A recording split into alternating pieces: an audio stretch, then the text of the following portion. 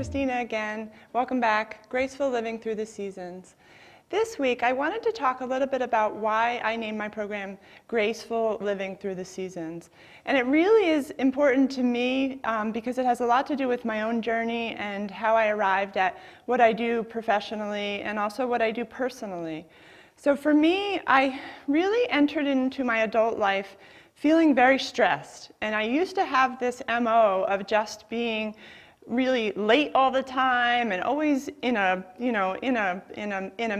messy state. And it got to the point where it just became really detrimental to the things I wanted to do in my life.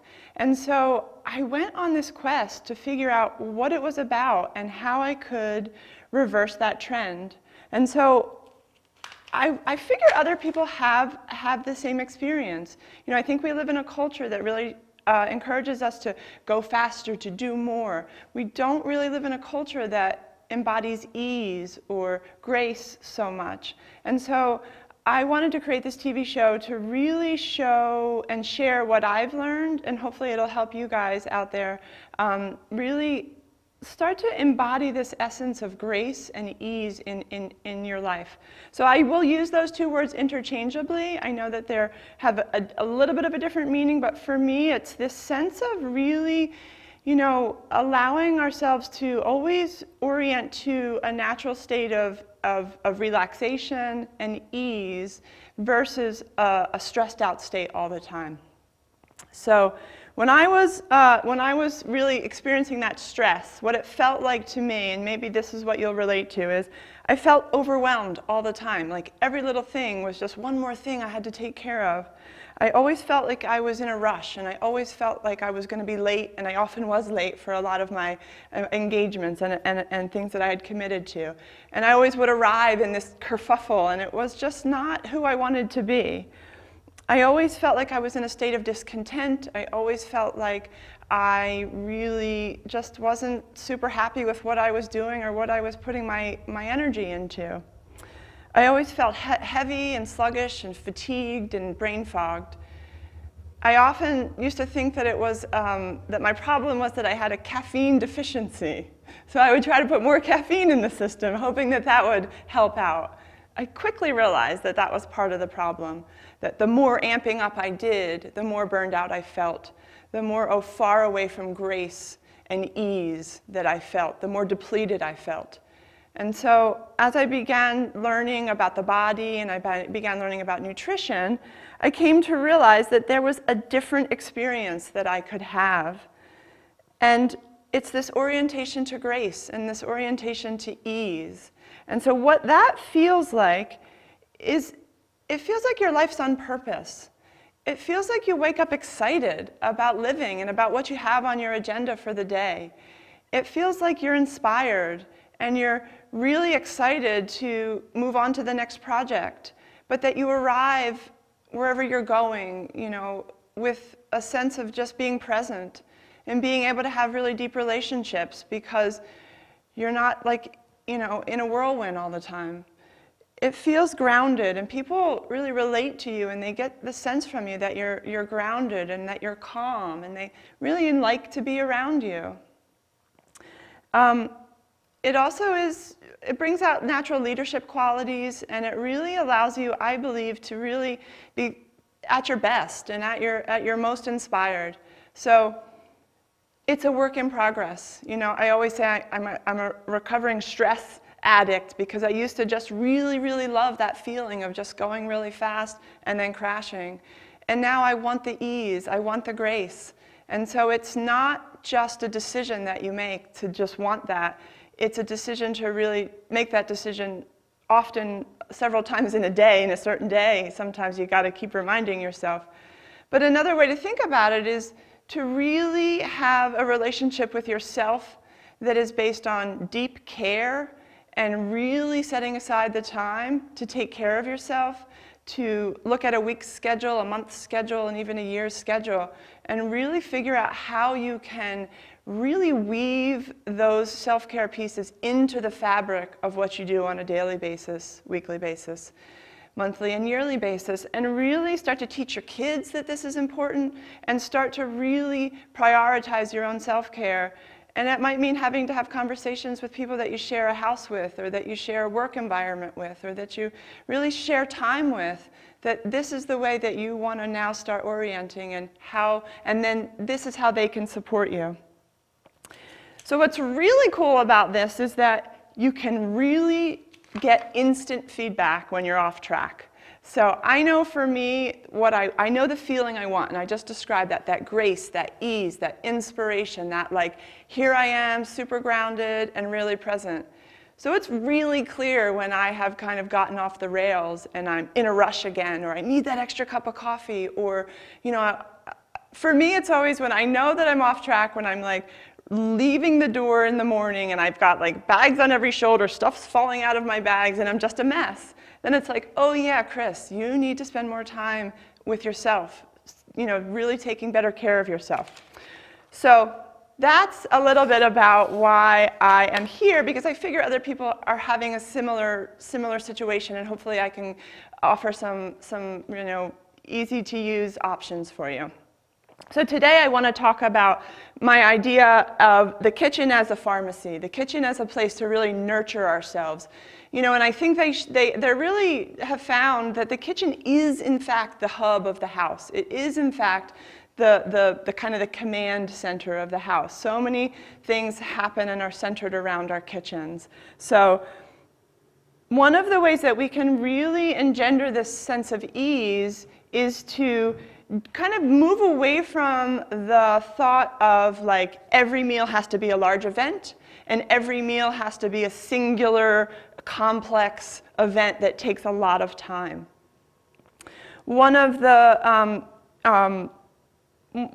senses from Ayurveda, or one of the concepts from Ayurveda, is that the kitchen practices can be spiritual in nature, and and what that means is that they really bring us closer to our best selves. They bring us closer to source. They allow us to have that sense of ease and grace. And so the word in Ayurveda is sadhana, and it means spiritual practice. So it's anything you do repetitively, and the repetitive nature of this is really the important piece. So here's some practical tips for you. The first one is, if you walk into your kitchen and you feel that sense of overwhelm, like could be about cooking food or getting, you know, meals prepped for the week, or feeding kids a different meal than spouses, or whatever it may be, if that sense of overwhelm is there, the first thing I recommend is get into the kitchen, spend about an hour, set aside about an hour, bring 3 cardboard boxes with you into the kitchen, and just maybe put on some good music that you like to groove to, and really do a kitchen purge. Like, go into the back corners of your cabinets and find those things that you just keep pushing towards the back. All of those things that are kind of in a disarray, or that are just not what you want to be eating, or that you bought and didn't use for whatever reason, they're kind of clogging up the gears of your best self. They're clogging up the room for inspiration to come in when you don't know what to eat. So one of the first things you can do is do a kitchen purge. And put one box for things that you can give away to the food shelf or donate, another box for stuff that is non-perishable but you're just not sure if you want or not, and then another box of stuff that you want to keep. Do a nice cleaning of the counters and the cupboards, and just freshen everything up. Get all that energy, all that stagnancy out of there. Reorganize. Have the people that you share the kitchen with have their stuff where they know it is, and then give a tour. It's really important when we share space with someone, if we've kind of done a revamp, that we actually share what we've done and what our thought process is. It's just another way to deepen relationships and to really allow them to be a part of the process, as well as to really agree on what the system is going to be. In my house, I really like to have things have a home, and that the thing, whatever it is, goes back to its home, and that we have a practice of that, and we do it repetitively. So that's my first real key to really making that kitchen, laboratory, pharmacy space really usable and really feel really good. We want to walk into the kitchen and feel inspired. So that's my first tip. Alrighty, so my second tip for kitchen sadhana or kitchen practice is to really think about how we can batch task the things that we need to do in the kitchen. So there's two ways of thinking of this. There's the kitchen tasks that we need to do, that really we want them to be repetitive, and we want them to be done the same way every time, so that it's just becomes second nature. We want everyone that we share a home with to really know what that system is and agree on that system. So some examples of kitchen tasks are general cleaning, cleaning the counters after the dishes are done, cleaning the kitchen once a month or so. Weekly meal planning would be a kitchen task. Grocery lists based on what the meal plans are. Restocking the staples. Fresh or dried herbs, you can think about replacing those every 6 to 12 months. Herbs and spices. In the summer, harvesting the garden should be done kind of on a repetitive way so that it doesn't seem like this large task, this like kind of, large mountain that you have to tackle. And then, the compost can be another thing that's done kind of on this repetitive, same way every time type of thing. And then the second part of this is batch tasking homemade staples. So this is where we want to think about food as medicine and making the foods that we want to consume in larger batches when applicable, so that we're doing it once a season or once a cycle. So some examples of this would be, on a weekly basis, roasting your root vegetables, especially in the winter. We want to eat a lot of root vegetables. They're plentiful, they're available. So maybe roasting root vegetables for 5 nights or 4 nights of the week. You can even steam or boil some vegetables and put them in some salt water and put them in the refrigerator. And you can choose the day of the week that you do all of these things. Sunday happens to be a really good day. So other ideas would be, for weekly stuff, would be making salad dressings. Monthly ideas would be making granola or fruit roll-ups for the kids, or in the spring, making dehydrated crackers in the dehydrator. And then let's talk about seasonal things. So, with fermented foods, ferments, they're best really thought about when the climate is right for them. So something like sauerkraut, we harvest cabbage in the fall. It's plentiful in the fall. It's inexpensive. So that's the time to start thinking about making your batch of sauerkraut that's going to last you through the winter. And especially here in Vermont, we get a little sparse with fresh vegetables.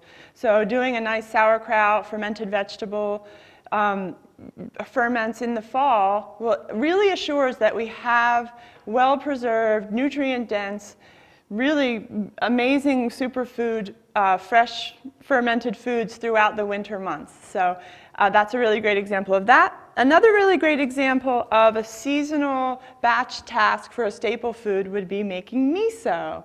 So this time of year, right at the late winter, early spring, is the perfect time to make miso.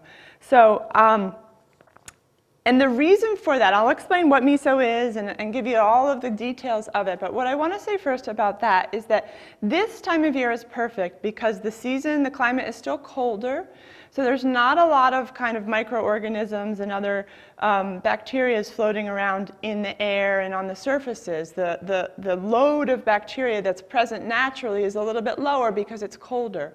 So now's the time to mix your miso, put it in a stable temperature environment. Hopefully that's maybe in your basement if you have a nice clean basement, and maybe it's just in a cabinet that's away from a heater.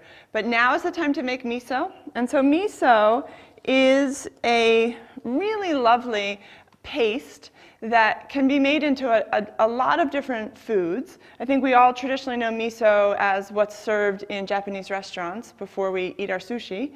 And so it can absolutely be made into a really lovely nutrient-dense soup, but also can be made into sauces and marinades and things like that when we want to get that really complex, lovely miso flavor into things. So it originated in China 2,500 years ago. It was brought to Japan, which is where we typically know it from, by Buddhist monks.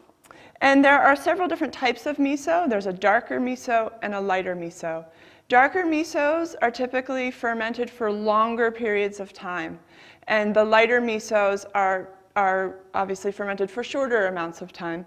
Darker misos are best for colder climates and when it's colder out, and lighter misos are better when we have lighter temperatures even here in Vermont, or we live in lighter, less cold climates. One of the really interesting things and cool things to know about miso is that after it's fermented for more than 6 months, it actually becomes a probiotic food. So there's an amazing fermentation process that happens within the miso vessel when it's fermenting. And one of those things is that culture of fermentation will actually produce beneficial microorganisms that we need in our guts. But it has to be after 6 months, so good thing to know. So health benefits of miso. It's an inexpensive source of protein, probiotics, and minerals. The amino acid profile is similar to meat. It does contain B12, so for all our vegans and vegetarians out there that are not consuming animal protein, it's a good source of B12. It's not a very high source, but it's a good source. It is known in Japanese cultures as a longevity food. There's a lot of stories about it being helping to prevent radiation sickness or helping to prevent heavy metals, heavy metal protection. It's very alkalinizing, so if you eat a very standard American diet, which is very acidic, this is a really good antidote to really alkalinize and make it very easy to digest. It's cancer preventative, and it neutralizes environmental toxins. So, high in enzymes also. And basically, if we look at the components of miso, we will see that it consists of beans. And I've cooked these beans and mashed them already, and I've measured them out for us. It consists of koji. And so what koji is, it is actually inoculated rice. And it's inoculated with a yeast called Aspergillus oryzae. And that is after over 2,500 years, they've just determined that that is the perfect microorganism to really create miso's lovely flavor components and to really marry the carbohydrate of the rice and the protein and the amino acids from the beans, as well as the carbs from the beans. And it's this amazing, just synergistic thing that happens. I just love miso because there's nothing else that tastes like miso. Since I'm not a chemist, I just wanted to, it's very in simple terms, but I wanted to read what actually happens in the fermentation process. So after the rice is fermented to make the koji, it's combined with cooked soybeans. And I want to say at this point, it really doesn't even have to be soybeans. I used black beans. You could use any bean you want. Any bean works. Traditionally, it's soybean, but soybeans don't really work really well for me, so I typically use a black bean or an azuki bean. A second fermentation process begins when the koji enzymes break down the bean proteins, starches, and fats into readily digestible constituent amino acids, sugars, and fatty acids. These simple sugars are fodder for the bacteria, the good bacteria, the probiotic bacteria, which form lactic acid that help us to transform simple sugars into organic acids and contribute to the flavor of miso. The Aspergillus, also consumes simple sugars and turns them into alcohols that really contribute to the aroma of the product. So it's kind of a complex thing that's happening by just mixing a bunch of stuff together, putting it in a container, and then setting it aside for over 6 months. The bacteria know what to do. They just need the perfect environment. That's the really cool thing always about ferments. So let me get to showing you how to do this. And I am going to read, it is very simple, but there are a couple just step-by-steps we want to use. So I'm going to take, what I did is I took some of the cooking water that I cooked the beans in, and I separated that, and I pre-measured everything. So I have about, we'll have the recipe available, but so I'm taking some of the cooking water and I am combining that with half of the amount of salt that the recipe calls for. I'm going to mix that in nicely together.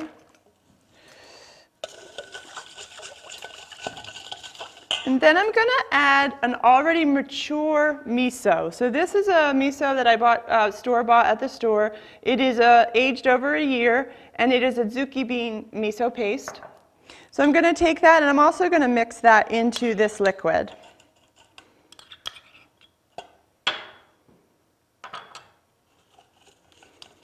I'm going to stir that really well, just make sure that that's all really nice and combined together. And then I'm going to take my Koji and I'm going to mix that in. So as you can see, it's kind of getting a little soupy, and we can really play with the consistency where we have that extra water aside there. But so mixing that in, and then I'm going to go to the bigger bowl here, and I am going to mix all of that I just put in with the pre-mashed and pre-measured beans. And if you have any questions about how to cook beans, there's plenty of resources online for that. But so I'm going to take these pre-measured beans and I'm going to mix them in.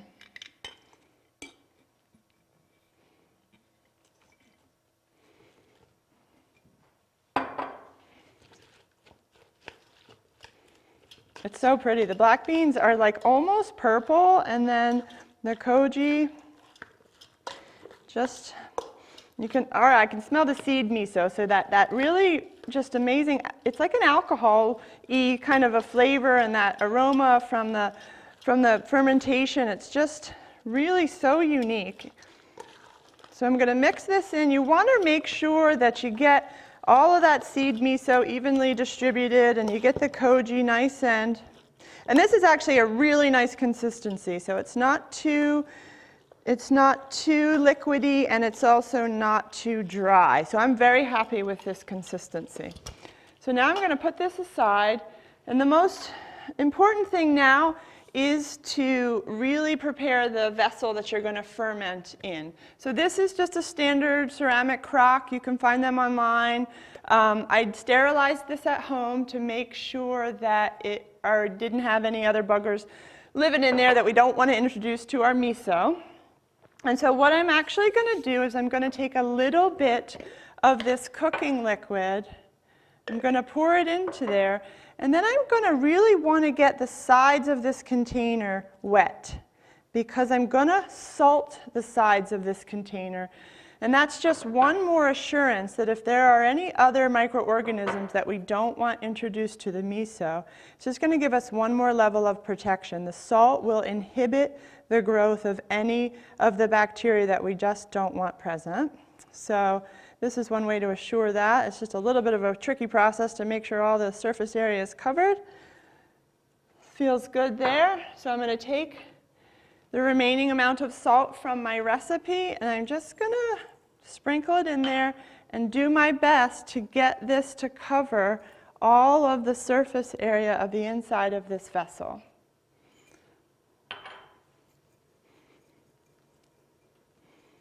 So it's pretty,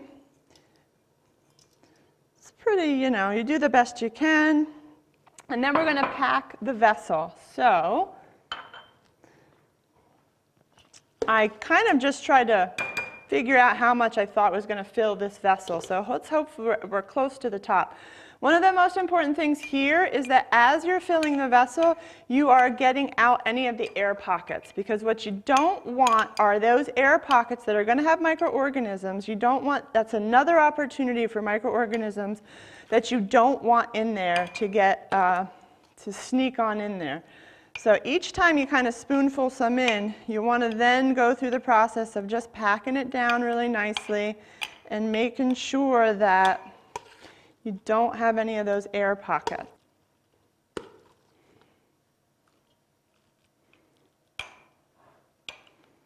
And then you make more room and you have more miso at the end.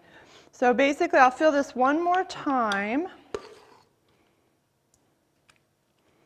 Do a nice final little push down.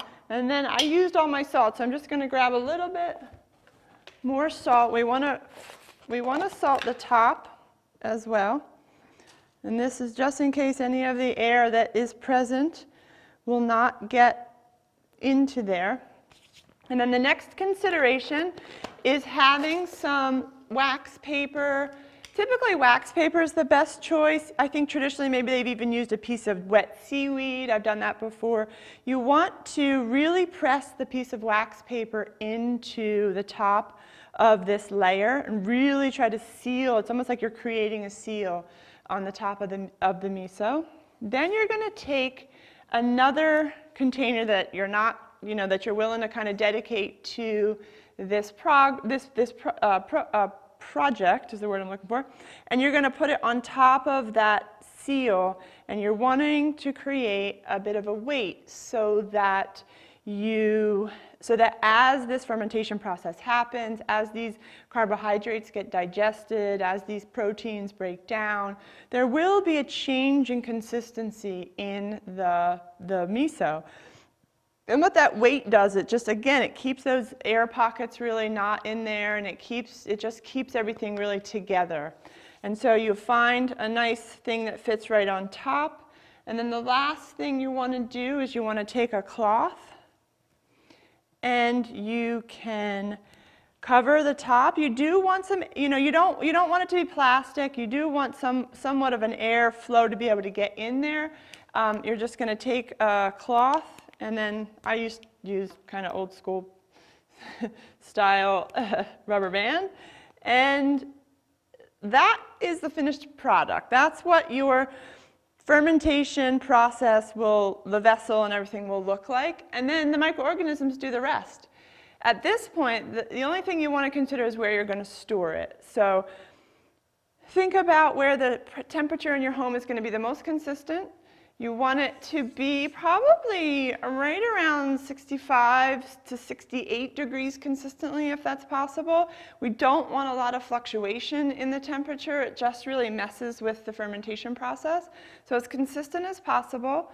And then you can just leave it and forget it, although you do want to check it relatively often, just to make sure that we haven't introduced mold and that it's just not becoming a moldy mess. And one of the other things that's really important is to label it. If you've got a lot of ferments going and you have a fermentation station, one of the things that is wise is to make sure that you have some type of label. I'm a big fan of duct tape. I love this rainbow duct tape, as you can tell. What you can do is you can put the date on that you actually created it, and then the date that you want to harvest it. So for me, I want to give this away for Christmas presents next year, so I'm probably going to put the date of like December 15th, 2018, and that'll be plenty of time for it to be a nice, beautiful, fermented miso paste. So I'll do that, and then I'm going to put it in a cupboard that I have at the house that really has worked very well in the past. And then just throughout the year, you do want to taste it. You do want to test it. So I would say after the heat of the summer, once those, once the kind of we've gone through that definite event in our seasons where it gets pretty warm, just go in there and you can take, a clean spoon, kind of go down a little bit of the layers and just get a sense of if it's okay, if it hasn't been totally, one of the things with fermentation is that we are dealing with live food and we're dealing with microorganisms. So one of the potential risks is that mold gets present and then it ruins our ferments. However, that being said, having one layer of mold on top does not ruin a batch. I think it's a common misconception that a lot of people have with sauerkraut and things where they see that mold and then they throw the whole batch away. And it really, with fermentation, if the rest underneath still looks viable, it still has bright, brilliant colors, typically it's okay. But if you still don't trust it, there's a 3-level test you can do. First is the smell test. Smell it. If it's like, I would never put that in my mouth, then it's not good. If you pass the smell test, taste it. If it passes that, swallow it. If it passes all 3 tests, you're probably good to go. I think everyone should ferment because I think everyone should really learn that microorganisms are in fact our friends. So I hope this was helpful. I do hope you make your own miso. And again, thanks for watching.